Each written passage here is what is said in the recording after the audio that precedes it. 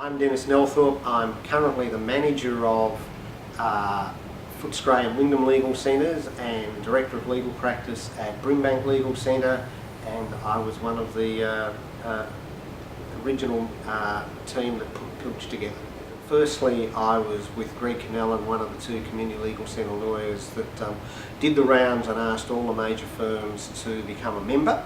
And secondly, I was also involved with the creation of the homeless persons legal clinics and did the rounds of both the homeless persons agencies and the big law firms to get them to agree to be involved. It used to be said that the top end of town didn't know what legal centres did, but we concluded that we didn't, as legal centres, know what the top end of town did.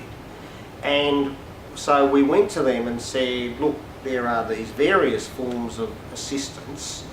If we screened the clients so that you knew that someone was checking to make sure the case was legit, would you be willing to adopt this model that's running in Sydney? And I think whilst many firms had fledgling pro bono arrangements, the notion of having someone screen the cases was seen as a pretty attractive proposition. Going to the major law firms was quite an interesting experience because it was a bit like the steak knives on TV. We were saying to them, we want you to join, we want you to pay a membership fee, and we want you to give us a secondee. We don't want much. And a lot of people thought we'd be thrown out a window, but by and large we got a pretty good reception.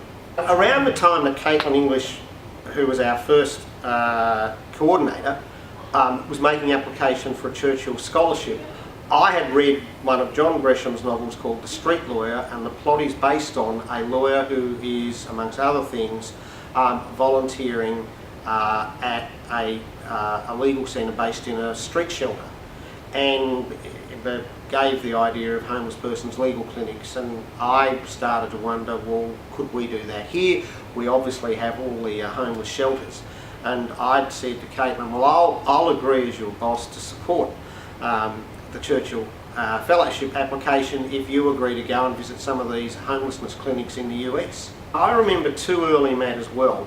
One was when a Centrelink recipient came to our office and said that he had been made the subject of an appeal by Centrelink to the federal court, and that they'd actually said to him that they knew there was no one with any expertise in Melbourne, so they decided to bring the case in Melbourne rather than Sydney, which struck me as being a tad unkind to the person on the end of it.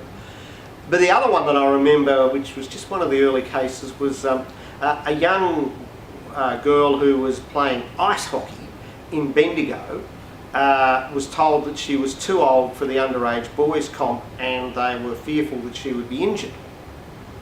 And apart from anything else, it turned out that she was the goalkeeper, and the rules were you weren't allowed to make physical contact with the goalkeeper. She won.